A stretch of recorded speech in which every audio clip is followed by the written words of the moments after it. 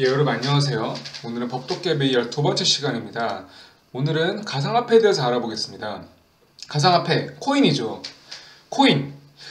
요새 그 시세가 다시 상승을 해가지고 얼마 전에 6천만 원 다시 찍었다는 기사를 보았습니다. 저도 비트코인에는 투자를 하고 있는데요.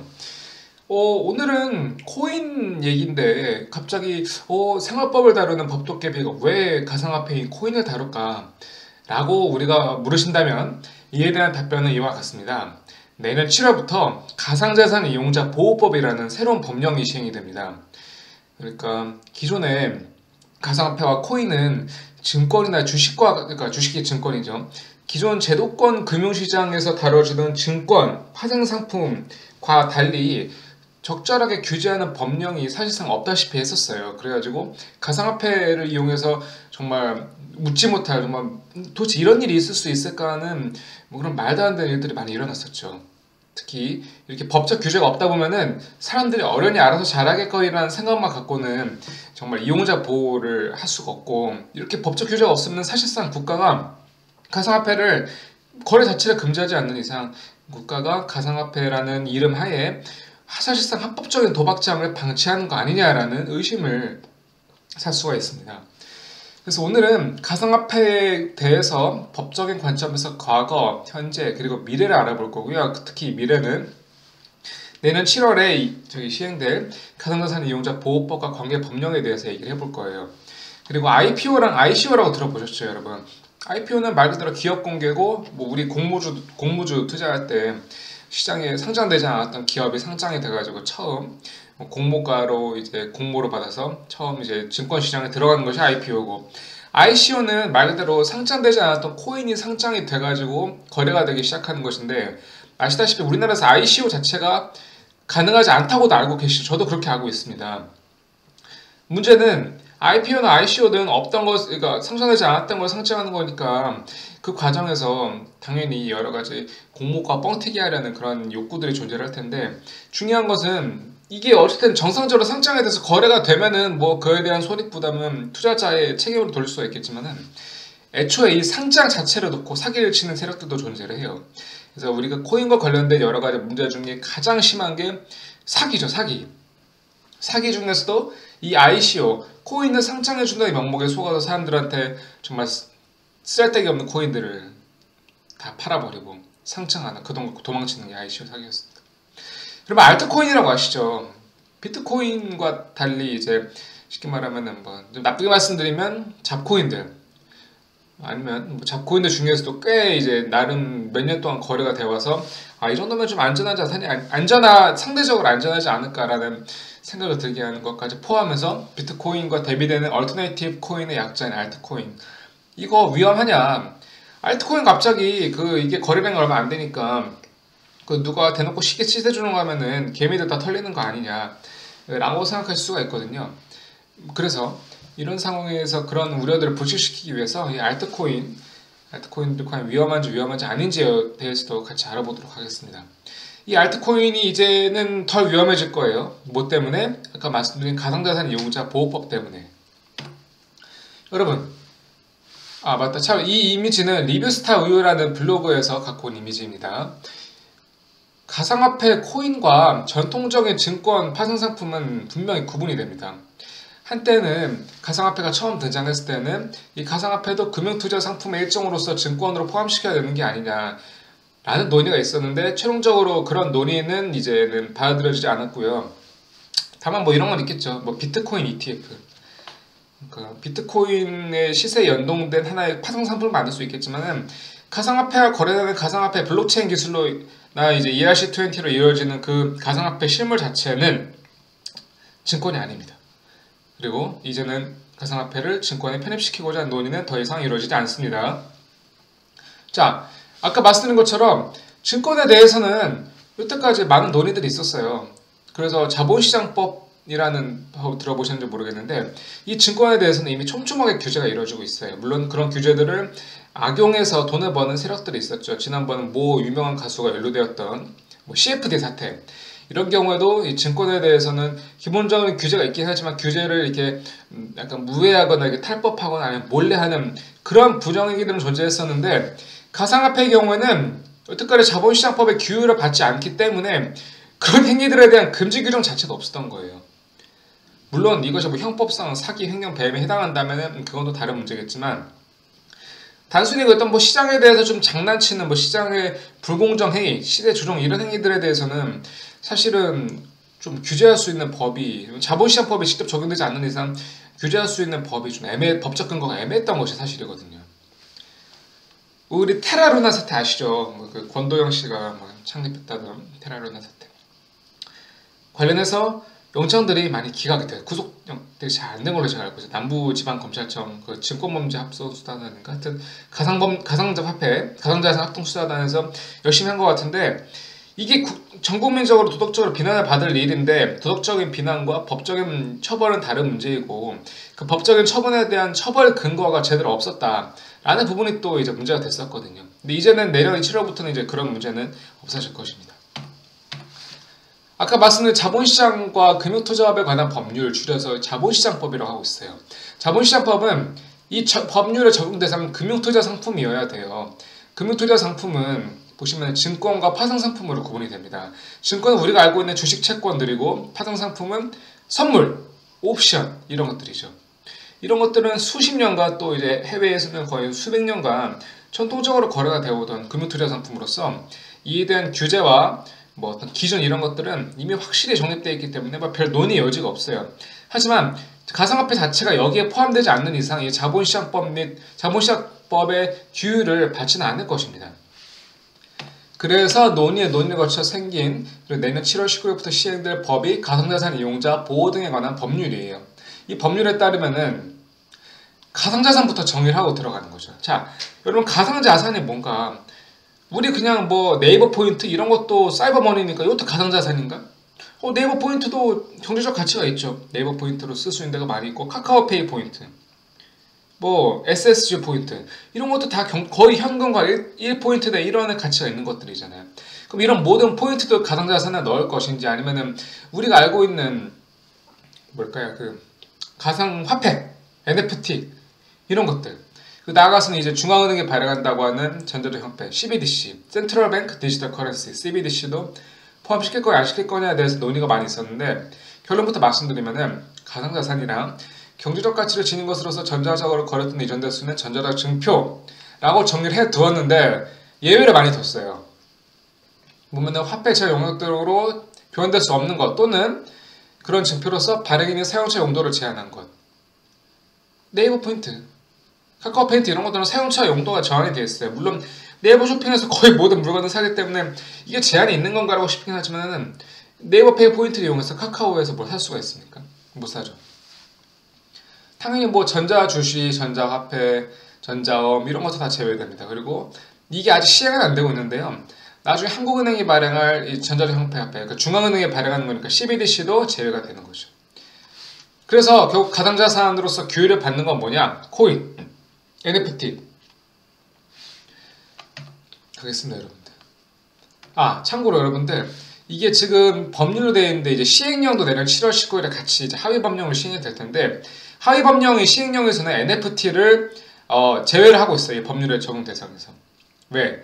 NFT도 사실상 뭐 가상자산의 이 정의에는 들어맞는 것인데 NFT 시장은 가상화폐에 비해서 굉장히 미미하잖아요. 거래도 적고 NFT는 가상화폐에 비해서는 조금 악용된 소재가 덜하다고 보는 것이죠. 물론 미술품도 탈세의 재료로 활용이 되기 때문에 NFT도 그러면은 얼마든지 악용될 수 있는 게 아니라고 생각할 수가 있겠지만은 일단 지금으로서는 가상화폐 시장부터 먼저 제대로 규율을 하겠다고 가는 것입니다.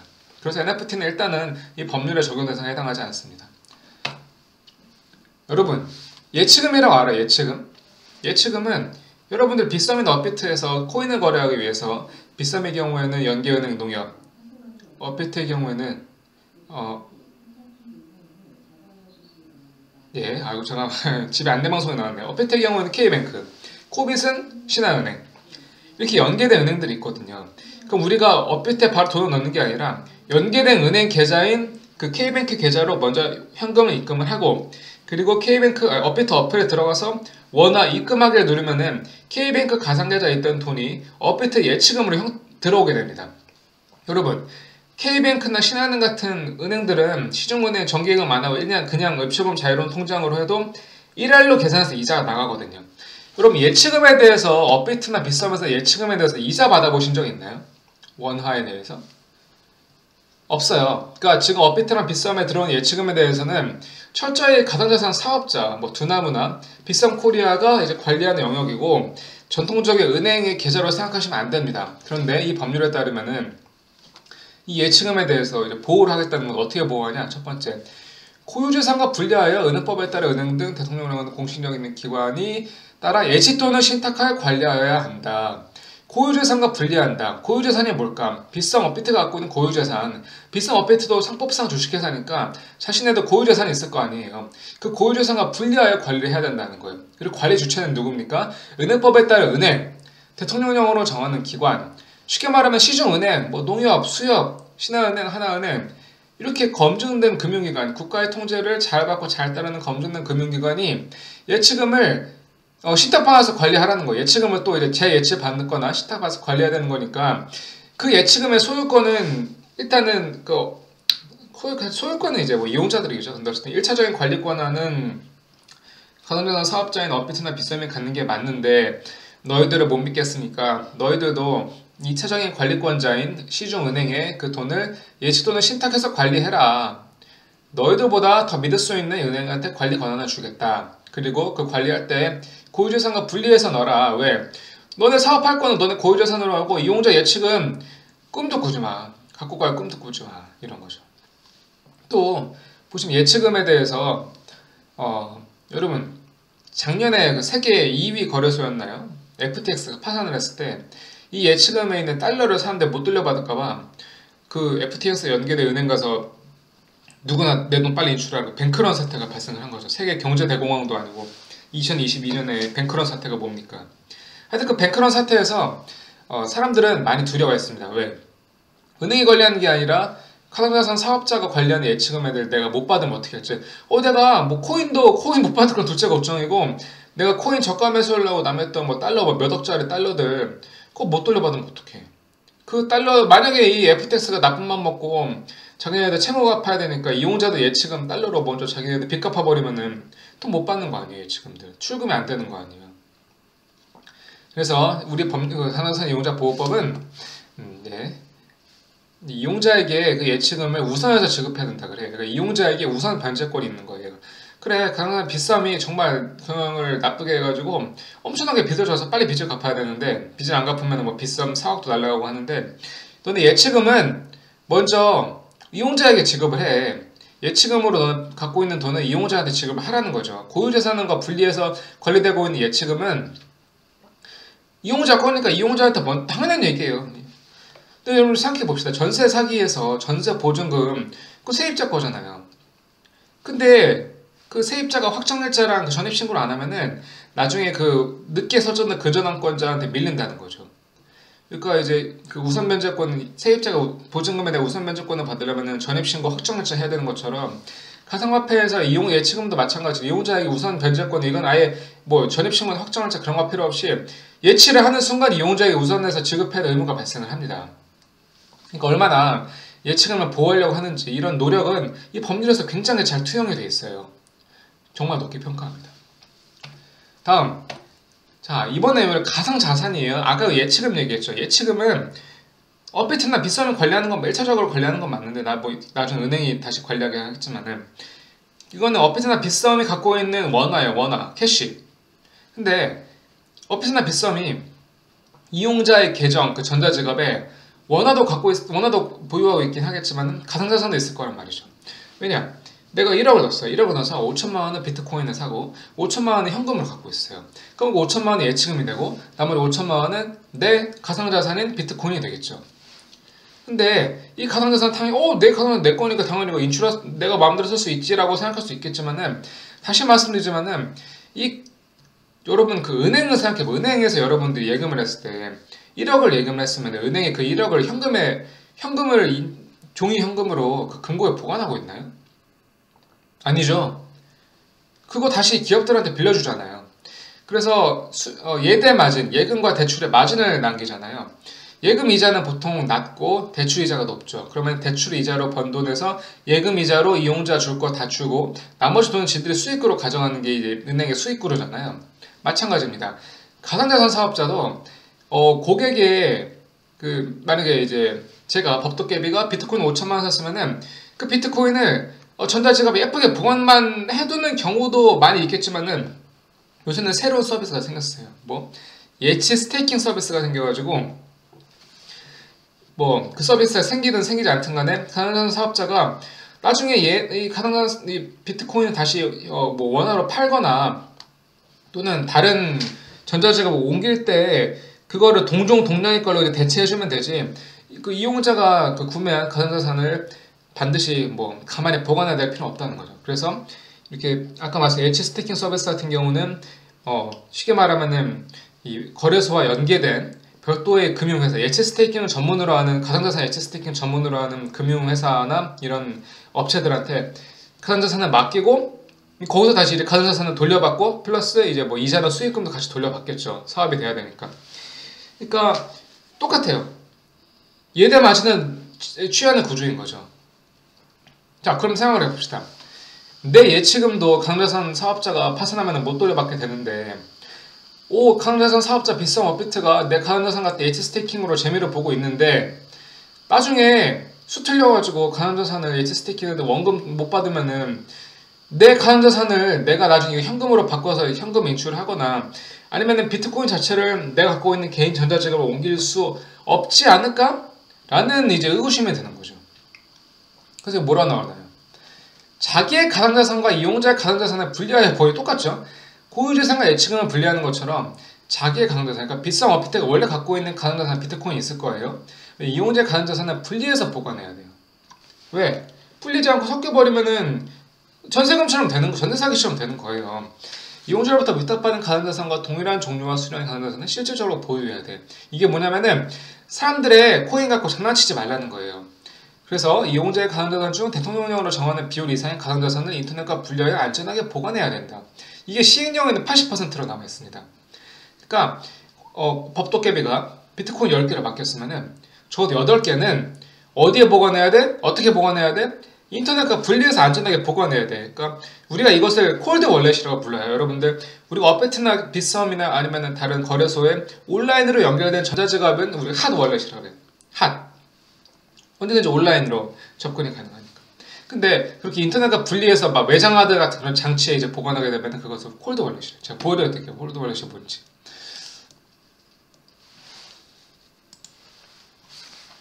콜드 월렛.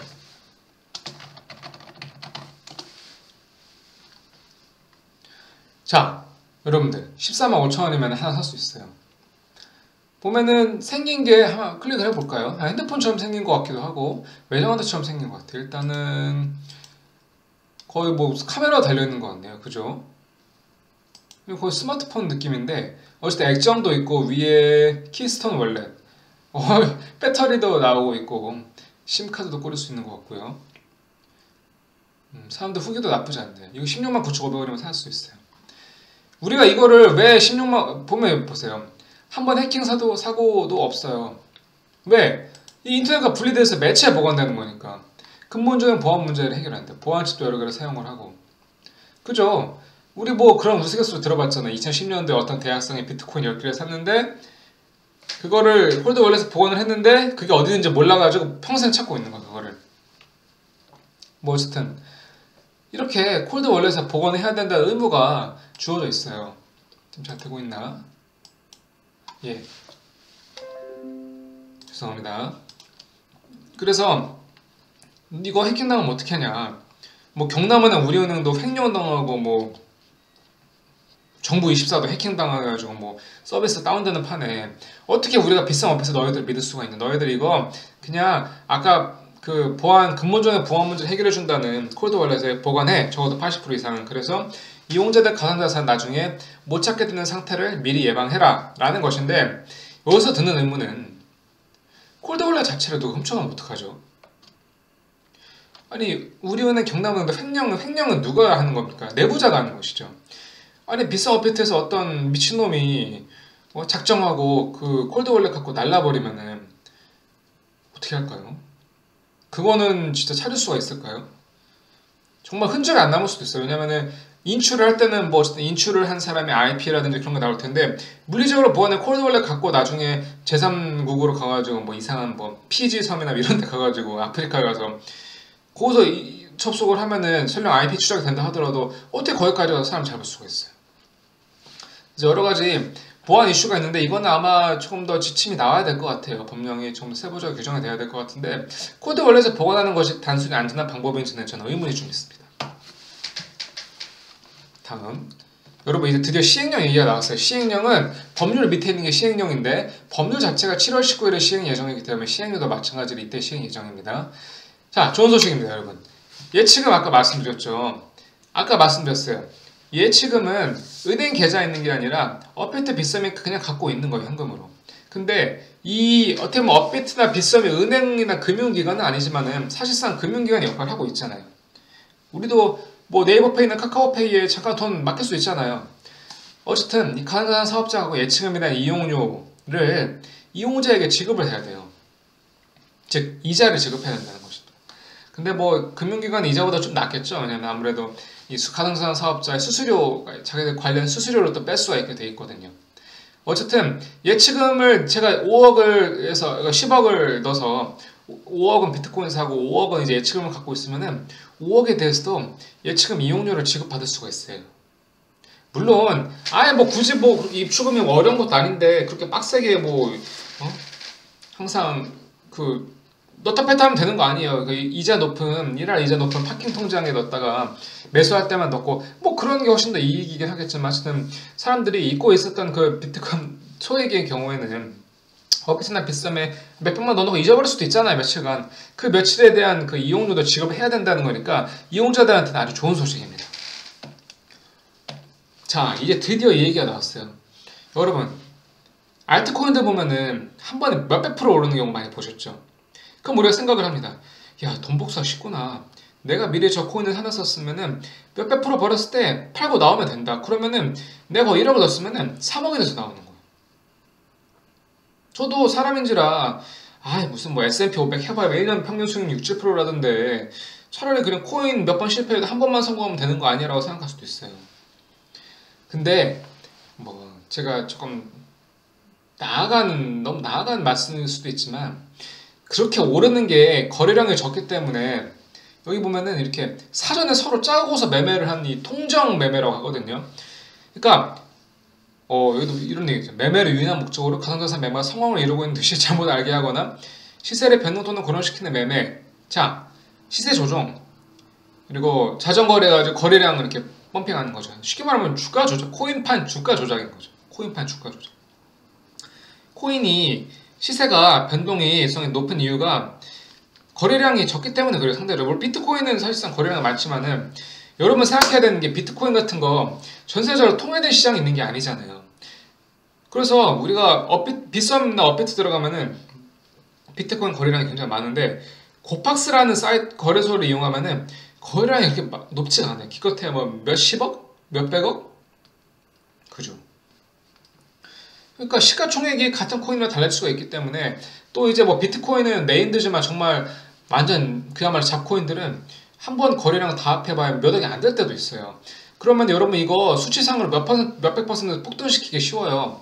어떻게 여기 보면은 자신의 매도하는 것과 같은 시기에 그와 같은 가격으로 타이니카에서 매수할 것을 서로 짜고 매매하는 거예요. 그러니까 내가 100원에 매도했을 때 내가 100원에 100억을 매도했을 때 갑자기 누군가가 나랑 짠 누군가가 같은 가격에 이걸 사주는 거예요. 그럼 어떻게 되겠어요? 거래량이 갑자기 100억이 되죠. 200억이 되죠. 정확히 매수 매도 포함 합쳐야 되니까. 그러면은 자 여러분 생각해 봅시다. 호가 이게 100원 가상화폐가 100원이라고 했을 때 호가 단위가 이제 1원 단위로 쭈쭈러 있을 거예요. 100원, 101원, 102원, 104원, 104원. 근데 내가 이번에는 이게 현재 시가가 100원인데 내가 200원에 매도를 걸어놔요. 200원에 매도 걸어놓고 그 나랑 짠 누군가가 같은 물량으로 200원에 매수를 걸어놓으면은 그 가격 어떻게 될까요? 100원에서 갑자기 200원으로 뜁니다. 그럼 100% 상승이에요. 100% 상승. 볼까요? 물론 뭐 여기가 그렇게 한다는 게 아니라 곱박스 걸어서 한번 가봅시다. 이 거래량이 아무래도 좀 이제 시총이 좀 낮은 코인들 많이 있으니까. 자, 시장을 가볼게요. 걸어서. 뭐 오늘은 뭐 그렇게 높지 않은데, 자, 데이스타터 262점. 이거 신규 상장 코인이거든요. 신규 상장했으니까, 물론 신규 상장했으니까 빔이 쏴지는 거긴 맞죠. 근데 어쨌든 저도 이거 아마 데이스타터 거래 지원하기 전에 이걸 했었어야 됐나 싶었는데, 중요한 거는 그런 것뿐만 아니라 잡코인들. 도지코인 볼까? 도지코인 있나? 여기에. 야, 이거 보니까 갑자기 저도 눈이 돌아가네. 도지코인 진짜 125원이에요. 1단위로 해놓고 1주로 해볼까요? 이게 21년에는 884원까지 갔습니다. 근데 여러분 생각해, 여기 때 거래 정지됐고 갑자기 이렇게 올라요. 갑자기 저점이 108원인데 200원까지 올라요. 근데 도지코인 지금 거래량 봅시다, 여러분. 도지코인 어디갔어? 자, 2665만원밖에 안 해, 총 거래대금이. 원단위 맞죠, 이거? 그죠? 여기 다른 말 없는 거 봐서 원단위가 맞는 것 같아요. 2665만원이 시총이니까 내가 2665만원 갖고 갑자기 지금 얼마야? 오늘 지금 현시세가 125원인데 뭐 250원으로 매도 걸어놓고 누군가가 이제 똑같은 돈을 물량으로 250원에 저거를 그 매수로 걸어놓으면은 갑자기 이게 빔을 쫙 쏜단 말이야. 빔 쫙 쏴. 그러면 그 다음에 받쳐진 물량이 있으면 이게 계속 올라가거나 유지를 하겠죠. 근데 물량 없으면 다시 내려가는 거죠. 확 올라갔다 확 내려갔다. 그럼 그때 여러분 매수할 수 있어요? 거래할 수 있어요? 이거 쉽지 않죠. 다시 돌아올게요. 여태까지 말씀드린 것들은 기존 자본시장법에서는 모두 금지를 하고 있는 행위예요. 통장 매매, 또 중요한 것들, 미공개 중요 정보 이용하지만 만약 이 코인이 갑자기 엄청난 악재가 터졌어. 코인 발행사가 파산했으면은 코인 사실상 상장 폐지 가는 거죠. 근데 내부자는 알지. 아니 우리 회사 이거 돈 없어가지고 채무 못 갚아서 파산해야 되는데 우리 회사 내일 모레 파산 신청할 거다. 그러니까 임직원들 들고 있는 코인 다 팔아버리자. 시장까지 다 던져. 이 미공개 중요 정보를 내부자가 이용을 해서는 안 된다는 거예요. 그건 너무 당연하죠. 그럼 내부자로부터 정보를 받은 사람들만 돈 벌고 나머지는 그럼 돈 못 버는 거고, 중요한 건 이렇게 정말 중요한 정보, 이용자의 투자 판단에 중대한 영향을 미칠 수 있는 이거를 며칠 뒤에 공개된 시점에서 같이 거래하지 않는 이상 출발선이 달라버리기 때문에 페어플레이가 안 됩니다. 자본시장법에서는 이 미공개 중요 정보 이용에 엄격하게 금지하고 있었는데 여태까지 코인에 있어서는 미공개 중요 정보 이용에 제한이 없었어요. 그래서 사실상 정말 잡코인 하나 만들어 놓고 이거 그냥 뭐 기자들한테 돈 좀 줘놓고, 물론 그게 완전 거짓 기사 돼서 안 되지만 어쨌든 좋은 기사를 만약에 이제 오늘 12월 29일이니까 12월 30일 뭐 오전 9시에 그 막 갑자기 이 코인에 대해서 뭐 엄청난 사업 뭐 투자를 받았다, 해외 업체로부터 투자를 받고 양해각서를 아직 투자금 안 들어 양해각서 체결했다는 그 기사가 딱 뜨면은 이게 호재잖아. 호재니까 딱 매수가 돌려받는단 말이에요. 그럼 그 전에 미리 내부자들은 기사까지 오픈해줬고 기자까지 이제 다 섭외를 해놓고 먼저 이제 싼 가격에 매수를 하는 거죠. 100원에 매수를 해가지고 이 기사가 나왔을 때 160원에 딱 올라가 버리면 다 팔아버리면 갑자기 60% 수익을 먹을 수가 있는 것이죠. 이런 행위들 다 불공정 거래행위라 그래서 금지됩니다. 자본시장법과 거의 비슷한 규율이 들어가는 거예요. 그러니까 이제는 더 이상 코인이 뭐 이게 금융투자 상품이나 뭐네라 따질 것 없이 자본시장법에서 갖고 있는 정도와 비슷한 정도의 규율을 코인 시장에서도 하니까 이제는 더 이상 코인 갖고 장난치기가 힘들어졌다는 거예요. 언제부터? 내년 7월 19일부터. 그전에는 해서는 안 되겠지만은 뭐 법에 걸리는 게 없으니까 그전까지는 해도 법적으로 처벌할 수가 없어요. 아까 이 얘기 나왔고요. 자, 아이고 이제 이 얘기하겠는데 여러분들 아까 우리가 가상자산 인터넷과 분리해서 안전하게 보관해야 되고, 그죠? 그리고 여기 보면은 자기의 가상자산과 이용자 가상자산 분리해서 보관해야 된다 그랬잖아요. 그죠? 왜 이렇게 분리해서 보관을 하냐면은 예치 스테이킹 서비스가 있기 때문에. 그죠? 이거 사기 얘기는 좀 나중에 먼저 얘기부터 할게요. 자, 여러분 비썸 업비트가 있어요. 비썸 업비트가 이용자들의 그 은행처럼 이용자들 코인 비트코인을 몇십만 개를 갖고 있다고 해봅시다. 그럼 이거를 그냥 비썸 안전하게 보관하는 데서 그칠까요?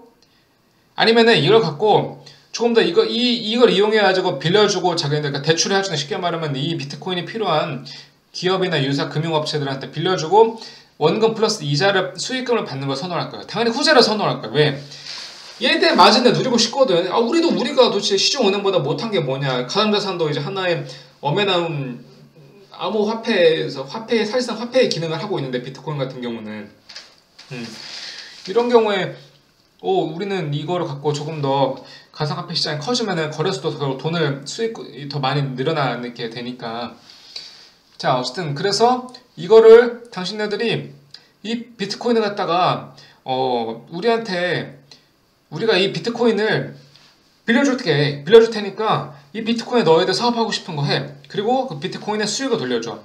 그러면은 우리는 그 수익 중에서 그 수익을 우리가 먹고 비트코인 그 자체는 그냥 이용자가 원할 때 돌려주면 되니까 물론 이용자의 비트코인 가상화폐 100%를 다 예치 스테이킹을 해버리면은 돌려달라고 할 때 못 돌려주는 위험이 발생하니까 그 정도는 아니고 그 중에서 한 30-40% 언제든지 지급 준비 우리가 지급 준비율이라고 하죠. 은행도 지급 준비율을 했는데 은행도 이용자들의 그 예금 채권자들의 예금 전액을 빌려주는 게 아니라 어느 정도 항상 한 30-40%의 고객한테는 언제든지 돌려줄 수 있는 정도의 지급 준비를 해놓은 상태에서 나머지 50%를 이게 기업한테 빌려주는 거거든요. 가상자산도 마찬가지예요.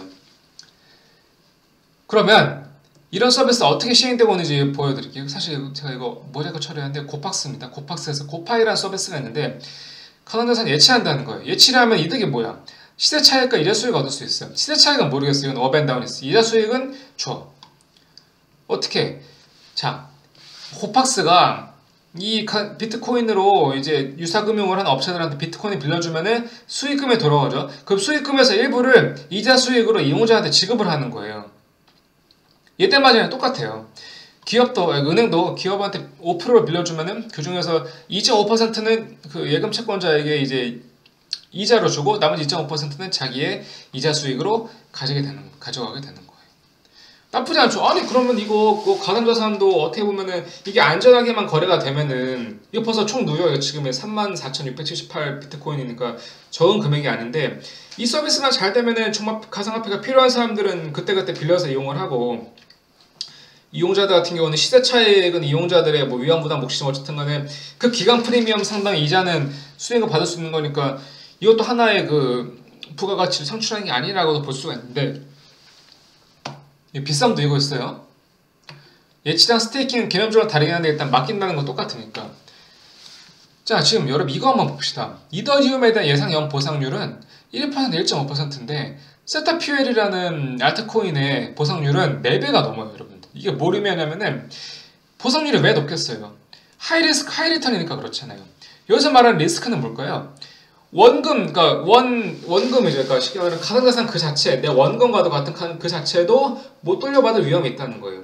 당연하죠. 시중은행도 기업한테 대출했는데 기업이 안 갚고 파산해버리면은 물론 담보로 잡은 거에 현금할 수 있겠지만 신용대출이었을 경우는 신용이 있음에도 불구하고 돈 못 갚으면은 사실 은행은 이제 손해를 보는 거니까 신용이 낮은 사람들은 이자가 높습니다.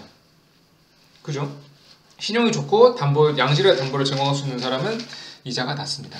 이더리움 같은 경우는 글쎄요, 이더리움 자체가 굉장히 알트코인 중에서 안전한 코인이고 또 거래량도 많은데 세타퓨엘은 사실 이더리움에 비해서는 난이도는 떨어지잖아요. 그러니까 이 이더리움을 빌려가서 이제 사업하는 사람들은 상대적으로 이제 신용도가 높다고 판단을 한 거겠죠. 그래서 이더리움을 빌려줄 때도 그렇게 이자를 높게 치지 않을 겁니다. 세타퓨엘은 사실상 어떻게 세타퓨엘이라는 거 가지고 뭘 하려는 거예요? 어떤 비즈니스 하려는 건지 잘 모르겠고 이 코인 자체가 상장 폐지될 가능성도 배제할 수 없거든요. 물론 이더리움도 폐지될 수 있겠지만은 세타퓨엘의 상장 폐지 위험도가 굳이 따지면은 상대적으로 높을 겁니다. 그래서 예상 연보상률이 높은 거거든요. 이게 뭘 의미하냐면은 아니 H 스테이킹 서비스 하면 좋은데 이거 이용자가 못 돌려받으면 어떡해? 은행이 망할 때는 기업한테서 빌려준 우리 미국 중소은행 실리콘밸리 은행도 망한 것도 다 그런 거예요. 기업한테 빌려준 돈을 못 돌려받고 기업한테 빌려준 돈을 못 돌려받았는데 지급준비율 이상의 그 지급준비율보다 이제 기존 지급준비율보다 낮아버리니까 기업한테는 더 엄청나게 거의 대부분은 못 돌려받고 이제 이걸 예금 채권자한테 돌려줘야 돼. 예금 채권자한테도 원금과 이자를 제대로 못 돌려주는 상황이 발생하려면 은행은 파산해버립니다. 그리고 이게 우리가 홍수가 차오를 때 뚝이 한꺼번에 터지는 것처럼 이게 한번 그렇게 뉴스에 나고 이제 루머가 돌기 시작하면은 너도 나도 뱅크런 하는 거죠. 평소에는 그냥 나 정기금으로 이자만 받으면 되지 했던 사람도 야 해지하고 빨리 내 원금 찾아야겠어 라는 것이 이제 뱅크런 사태 핵심인데, 이게 가상자산 사업소에서 일어날 수 있다는 거예요. 얼마든지. 근데 우리가 은행 같은 경우는 예금자 보호법에 5천만 원까지 보호를 하잖아요. 근데 가상자산 있는 경우는 그런 게 없잖아요. 그래서 이 예치 스테이킹 서비스가 굉장히 위험한 거고, 사실 이 법률이 시행될 경우에는 80% 이상 가상자산을 안전하게 보관해야 되기 때문에, 그럼 20%만 갖고 예치 스테이킹 서비스를 한다는 건데 이게 사실상 가능할 것이냐. 금융위원회 보도자료에 따르면 사실상 불가능하다라고 보는 것 같더라고요. 마지막, 가지고 이제 이 코인의 사기에 대해서 좀 얘기를 해볼게요. 이 코인 사기가 정말 짜증나는 건데, 자, 보시면 여러분들 상장 사기가 있어요. 이거 제일 조심해야 돼요.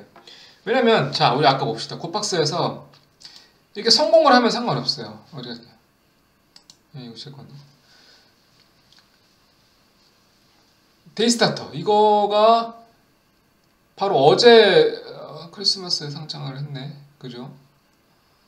크리스마스에 상장을 한 거. 아니, 일 단위로 봅시다. 아니, 28일에 상장을 해서 상장 빔 쏘고 많이 올라왔어요. 거의 한 5배 올랐죠. 그런데 이렇게 상장에 성공이 된 건 문제가 없는데, 대부분의 코인들은 상장을 성공하지 못한다는 겁니다. 왜 못하겠어요? 아니, 거래소가 모든 자코인들 이것저것 다 상장시켜주면 관리도 안 되고 나중에 책임 소재도 불명하게 된단 말이죠. 그러니까 상장은 굉장히 쉽지가 않은 거고, 우리나라에서 사실상 원칙적으로는 제가 알기로는 우리나라 땅덩어리에서 ICO는 불가능하다는 걸 알고 있는데, 어쨌든 해외 거래소 상장해서 옮겨오면 되는 거니까. 중요한 거는 이 상장의 명목으로 먼저 돈을 받아가. 그걸 우리가 프리마켓이라고 그러나 프리셀링이라고 하나 그렇게 하더라고요. 그러니까 상장되기 전에 야, 이거 상장되면 아까 본 것처럼 우리 데이스타터 봤지? 47원까지 오를 건데 야, 우리가 지금 이거 특별히 5원에 팔게. 그래서 5천만 원을 매수했으면 1,000만 개를 갖고 있는 건데 갑자기 5원짜리가 47원이 돼버리면 거의 10배 수익인 거죠. 그러면 1,000만 개가 1,000만 원이 5천만 원이 5억이 될 수 있는 거예요. 이거 5개 실패해도 하나만 성공하면 대박이거든요. 그죠? 5개 실패하면 5천만 원 곱하기 5, 2억 5천만 원 손해인데 하나 성공하면 10억이니까 기대값을 따지면은 이제 기대수익은 한 7억 5천이 된다는 거죠. 근데 이거 사실상 사기가 될 수 있죠. 왜냐면은 그렇게 해서 자산 배분을 잘 해가지고 정말 5분의 1의 확률로 상장이 되면은 이득을 볼 수 있겠지만은, 보통 하나에만 투자한 사람들은 이거 상장 안 되면 돈 다 날리는 거. 원금 돌려주면은 땡큐죠. 근데 원금 돌려주겠어요? 절대 안 돌려주지.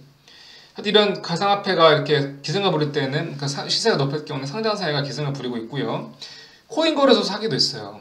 코인 거래소가 지금은 어느 정도 좀 갖춰졌는데, 갑자기 무슨 홍콩이나 이런 이상한 데서 코인 거래소 만들 테니까 코인 거래소 만들어서 거래를 하면은 처음에 비트코인 하나당 이제 저렴하게 거래할 수 있게 해준다라고 이제 사기를 칠 수가 있는 거죠. 또 H 스테이킹 사기도 있어요. 아까 말씀드린 것처럼 빗썸이나 고박스에서 제공하는 서비스 자체가 사기일 확률은 없겠죠, 사실상. 물론 나중에 이거를 지급하지 못하는 그런 위험성이 있긴 하겠지만은, 가끔 가다가 사설 텔레그램 내면서 예치 스테이킹을 하면은 20% 이자 준다고 하는 경우도 있어요. 아니, 20% 이자면 누구나 다 하지. 당장 저도 전재산 때려받겠는데. 사기성이 농후합니다. 어떻게 이게 당신네들이 도대체 어떻게 해서 20% 수익을 만들어준다는 거냐. 이거는 마치 내 돈을 그냥 내 돈의 관리를 전적으로 맡기는 거랑 똑같아요. 근데 텔레그램으로 얼굴도 보지 못하고 신용도도 검증되지 않은 사람들이 예치 스테이킹 서비스 어떻게 제공하겠습니까? 자, 오늘 조금 빠르게 이 가상자산 이용자 보호법, 그리고 시행령, 그리고 예치 스테이킹 서비스와 관련된 사기의 어떤 형태까지 같이 알아봤는데요. 항상 말씀드리지만은 이게 우리 생활과 관련이 없다고 생각할 수가 없는 게, 하다못해 내가 내 자산이 이제 10억이 있는데 그 중에서 2억 정도는 20% 정도는 가상화폐 자산 분배를 하려고 하는데, 내 자산의 20%면 굉장히 큰 비중이거든요. 큰 비중을 가상화폐가 유명하고 블록체인 기술도 좋은 거 알겠는데 내가 어느 정도의 법적인 보호를 받을 수가 있을지, 업비트나 비썸에서 제공하는 비썸 업비트 아니구나. 업비트 제공하는 스테이킹 서비스에 넣으면은 과연 내 원금을 보장받을 수 어느 정도 보장받을 수 있을지 이런 것들 아까 말씀드린 가상자산 이용자 보호법에 따르면은 내년 7월 19일부터는 이런 서비스 자체가 쉽지 않겠지만 어쨌든 내 예치금과 내 가상자산에 대해서는 안전하게 보관이 될 거거든요. 이런 법률을 알고 있으면은 더욱더 포트폴리오를 짤 때 가상자산에 대한 확신이 높아지고 그게 굳이 가상자산이 아니라 할지라도 여러 가지 서비스를 이용을 했을 때 내가 이 서비스가 근거하는 법률이 뭐가 있고 어떤 법적 보호가 이루어지는지 여부를 잘 알고 있으면은 남들보다 한 발 빠르게 움직일 수가 있어요. 한 발 빠르게 움직일 수 있으면 아까 우리가 봤던 데이스타터처럼 한 발 빠르게 5배 먹을 수도 있는 거고 그런 거죠. 데이스타터 거래량은 많지도 않네요. 1억 1,600만 정도 되네요. 자, 언제든지 궁금한 주제 댓글로 남겨주시면 생각밖 고민 덜어드리는 법독개비가 되겠습니다. 오늘도 영상 봐주셔서 감사드리고 좋은 하루 보내세요. 감사합니다.